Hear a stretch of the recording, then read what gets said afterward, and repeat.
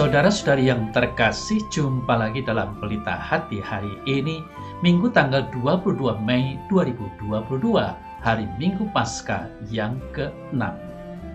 Bersama saya Romo Thomas Suratno SC dari Paroki Cilandak, Jakarta Selatan, mendengar dan merenungkan sabda Tuhan, yakni firman Tuhan yang tersurat dalam Injil Yohanes, bab atau pasal 14, ayat 23 sampai dengan ayat 29.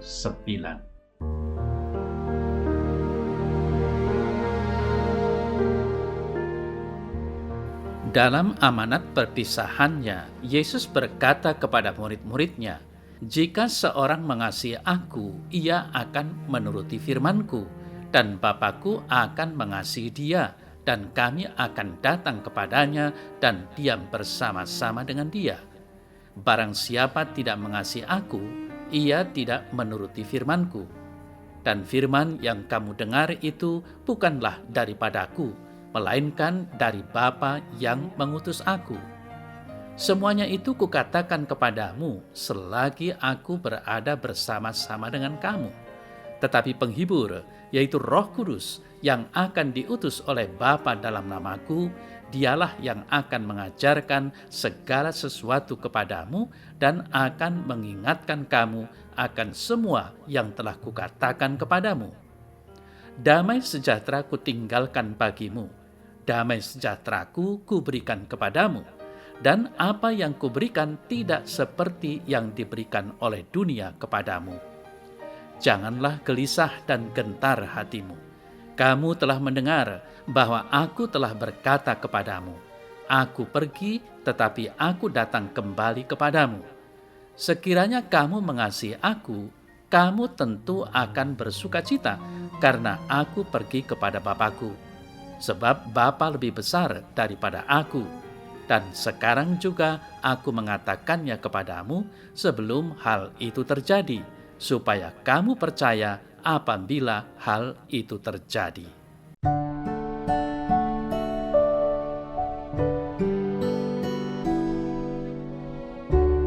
Saudara-saudari yang terkasih, setelah perjamuan Paskah, Yesus mengajarkan kepada para rasul-Nya cara kembali kepada Bapa Sorgawi dan cara memperlihatkan kasih mereka bagi Juru Selamat.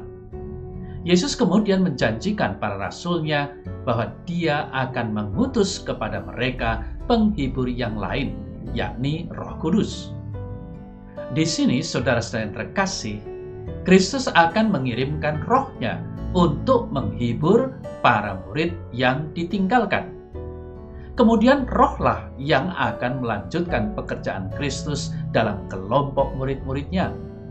Kepergiannya kepada Bapa berarti bahwa Dia tidak hadir di tengah-tengah mereka lagi secara fisik, melainkan Dia akan hadir dalam Roh-Nya yang melanjutkan karya-karyanya, yang memberikan semangat dan kehidupan baru serta penghiburan dalam iman para murid-Nya. Saudara-saudari yang terkasih, warta Injil hari ini dimulai dengan pernyataan Yesus, "Jika seorang mengasihi Aku, ia akan menuruti firman-Ku, dan Bapa-Ku akan mengasihi dia, dan kami akan datang kepadanya dan diam bersama-sama dengan dia." Yohanes 14 ayat 23. Pernyataan ini sangat jelas dan tegas.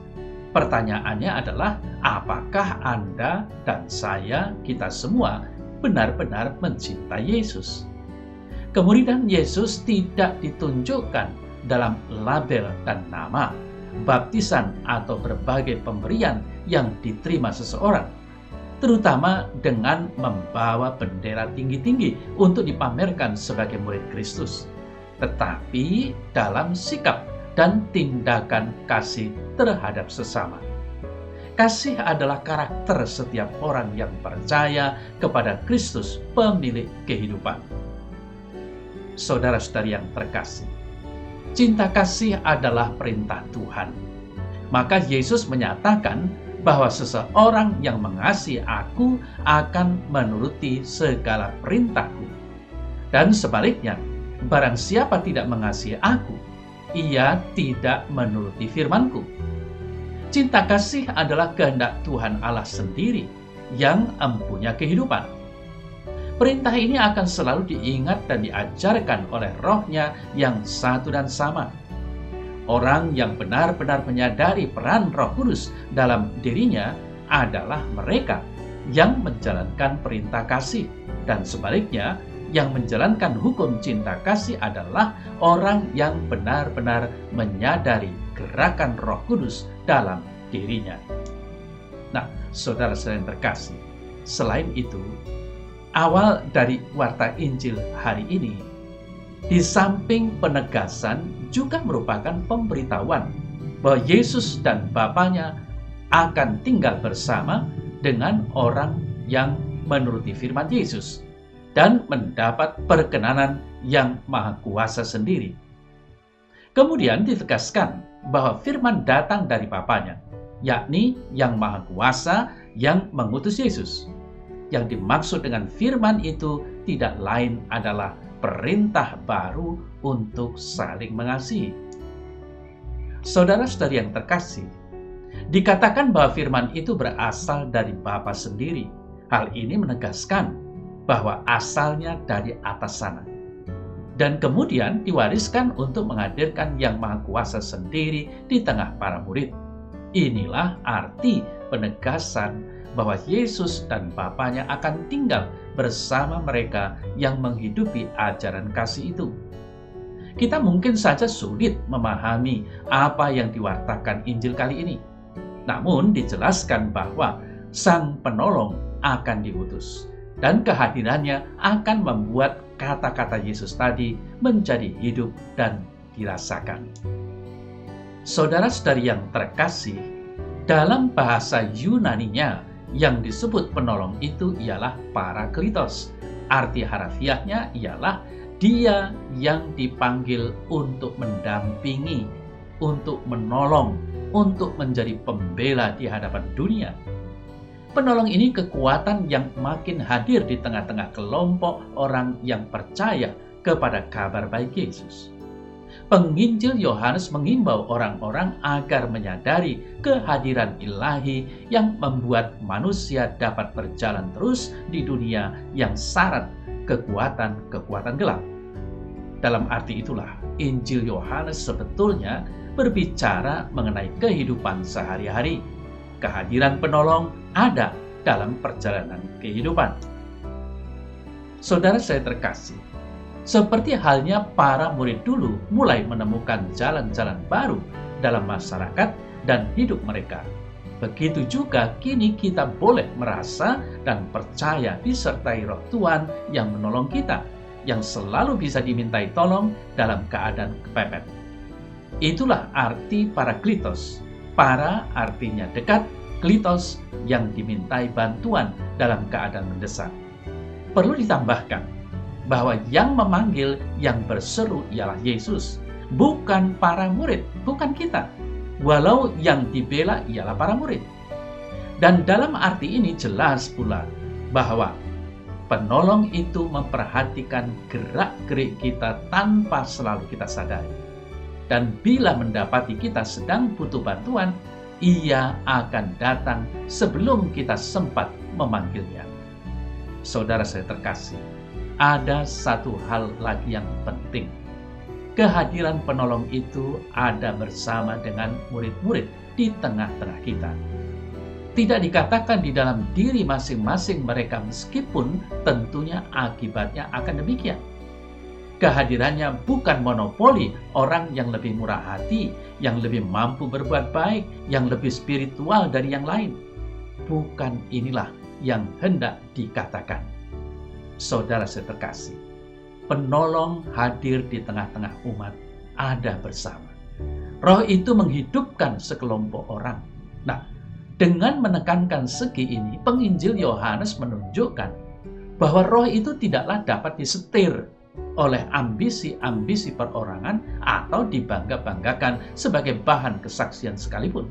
Malah bisa dikatakan bila unsur ini tampil, orang boleh mempertanyakan apa di situ betul hadir penolong yang dijanjikan Yesus tadi, atau justru roh-roh yang lain. Saudara-saudari yang terkasih, dari semuanya itu marilah kita bertanya diri, sudahkah kita menaati perintah Tuhan? Dan mari kita temukan pengalaman-pengalaman di mana kita merasa dibimbing oleh Roh Kudus. Lalu, tindakan kasih apa yang pernah kita lakukan? Mari di dalam Yesus kita memohon pencurahan Roh Kudus selalu, supaya kita dapat melakukan perintah Tuhan untuk saling mengasihi dalam hidup kita sehari-hari.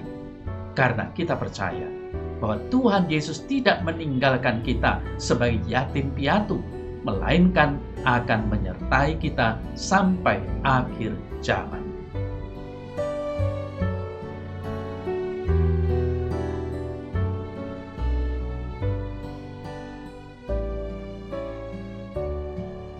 Dalam nama Bapa dan Putra dan Roh Kudus. Amin. Ya Tuhan Yesus, sungguh indah perintah untuk saling mengasihi yang Kau ajarkan kepada kami.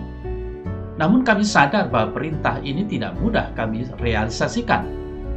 Maka utuslah Roh Kudus-Mu senantiasa sebagai wujud bahwa Engkau tidak meninggalkan kami, melainkan selalu menyertai perjalanan hidup kami. Amin.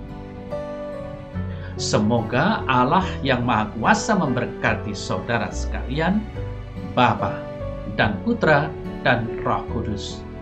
Amin.